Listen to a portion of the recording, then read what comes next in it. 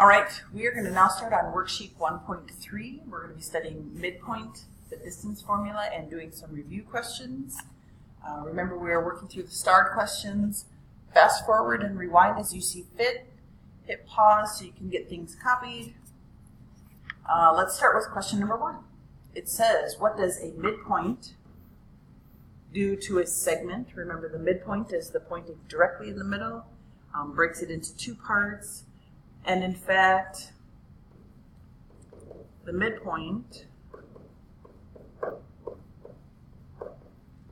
cuts a segment into 2 congruent, use our congruent sign, 2 congruent parts.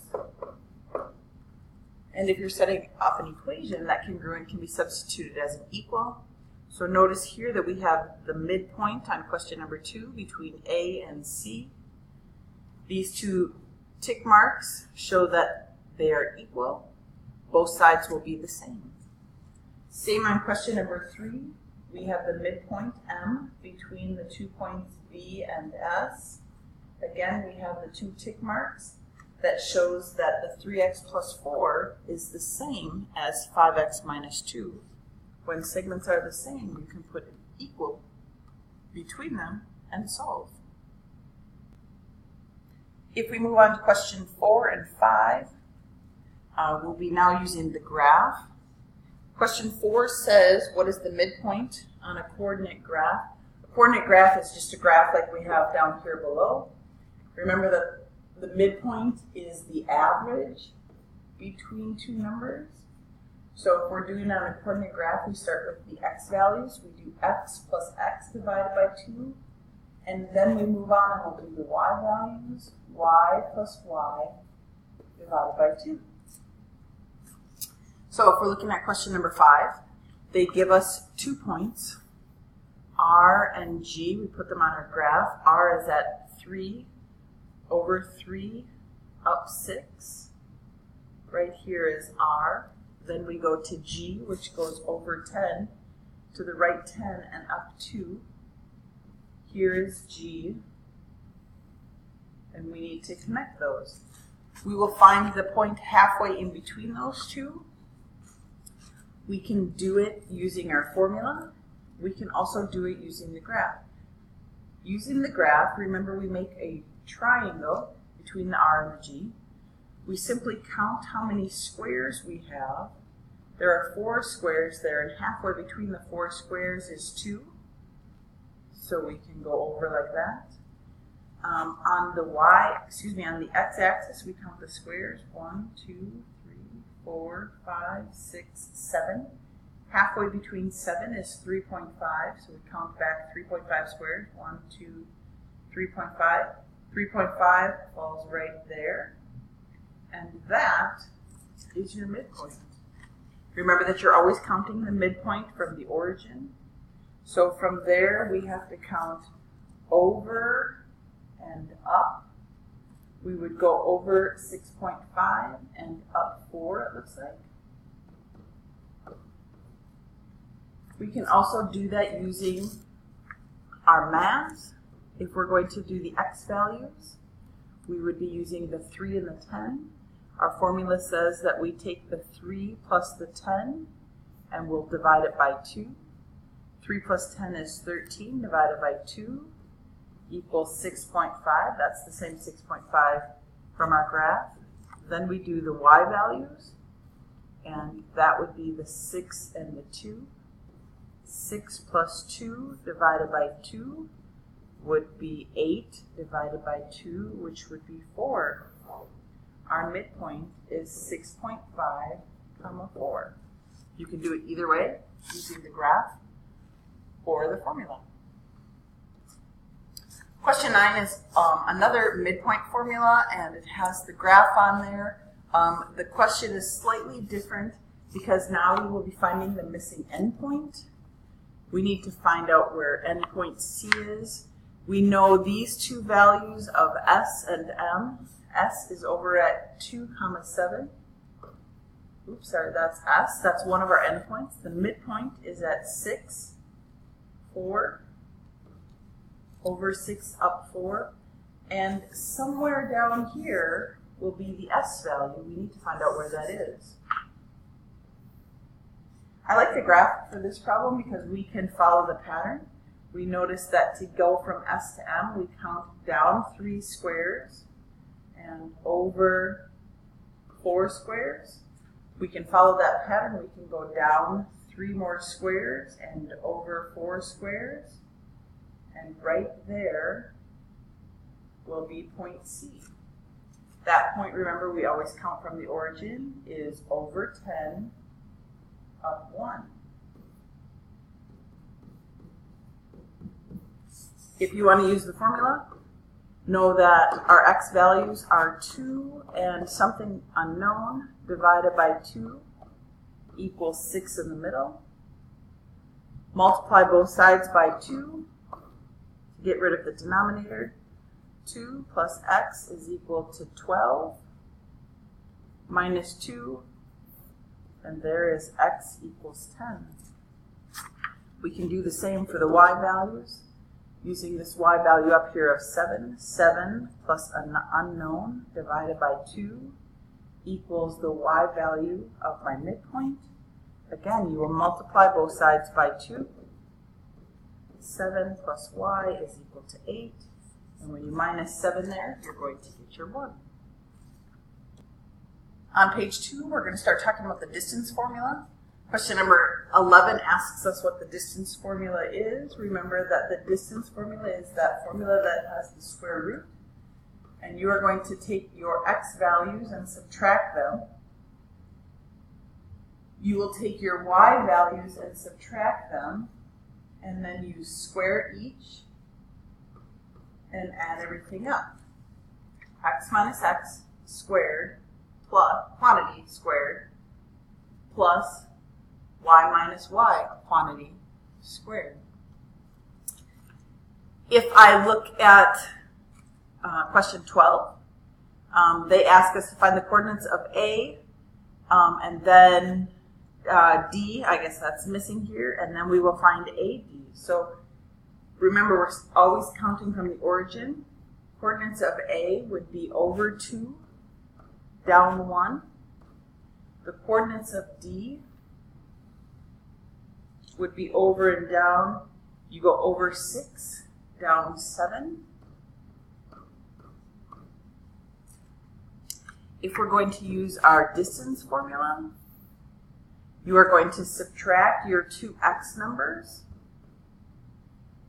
I'm going to do 6 minus 2 and square them. You also will subtract your two y numbers, -7 minus -1, and then you add those two answers. 6 minus 2 is 4. -7 minus -1 is +1. That is -6 squared.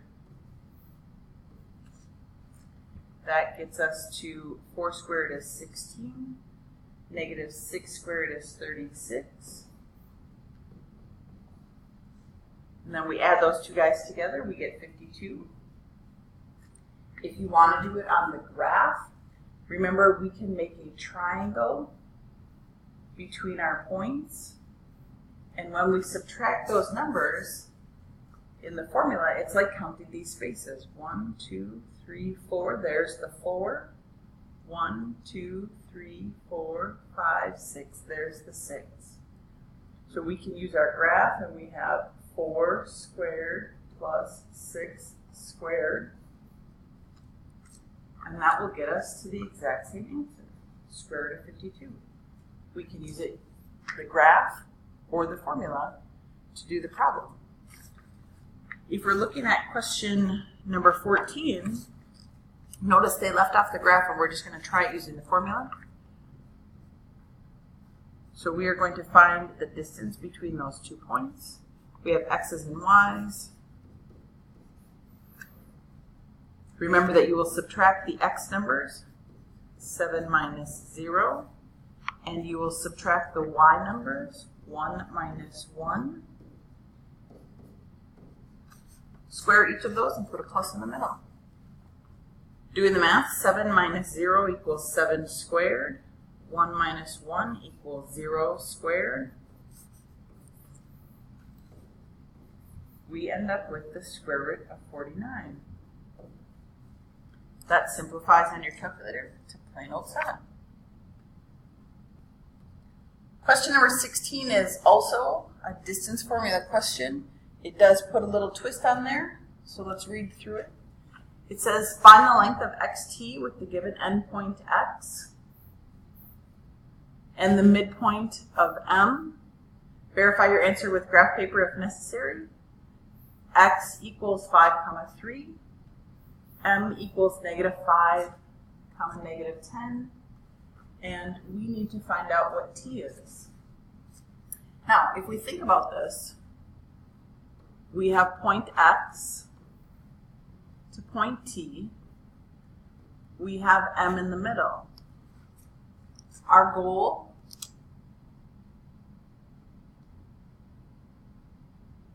is to find out the length of xt from beginning to end, but the only information we have is from x to m. I do know that these segments are the same, so if we can find the length of xm, if we can find out what that is, then we can double it, and that will get us to xt, the whole thing. So for this problem, we're just going to use the x and the m in our distance formula. The x values are 5 and -10. The y values are 3 and -5. 5 minus -10 squared and 3 minus -5 squared. A little extra brackets in there. Remember, when you subtract a negative, it's like addition. So this is 15 squared. Subtract a negative is addition. 3 plus 5 is 8 squared. Multiply that out. 15 squared plus 8 squared is going to turn out to be 289. Take the square root of that and get 17. So we just calculated from x to m is 17. That means from m to t is 17. So I'm going to take 17 and multiply it by 2. And I know that xt will be 34 units long. Real quickly, we're going to do a couple review questions here at the end. We have questions 33 and 34. They give us a couple diagrams, set up an equation to solve for x. You do not have to solve the equation, we will just set it up. In 33, notice that they give you the segment from the beginning all the way to the end. That's the whole thing, with these two as being our parts. So I know that I can take the two parts, add them together, and equal it to the whole thing. And that is an example of segment addition. And to explain that, we simply did part plus part equals the whole. If we look at question 34, the one thing that I notice is that they have tick marks in the middle of the segment. And they also give me ME, right there, is 3x plus 8. Those tick marks mean that the two parts are the same. So we're going to take the 5x minus 6, set it equal to the 3x plus 8. We have midpoints. Make congruent parts. And in the diagram, we know that the tick marks make things equal. We're out of time. Good luck.